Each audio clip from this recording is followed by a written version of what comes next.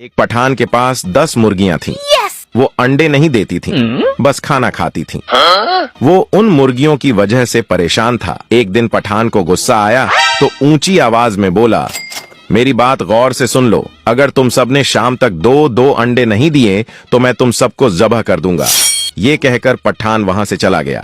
फिर शाम को वापस आया तो देखा सब मुर्गियों ने 2-2 अंडे दिए हुए थे, लेकिन एक मुर्गी ने सिर्फ 1 अंडा दिया था।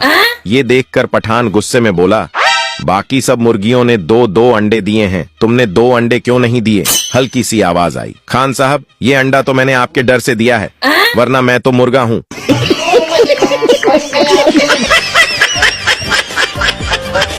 मजीद ऐसे फनी वीडियोस देखने के लिए हमारे अकाउंट को लाजमी फॉलो करें।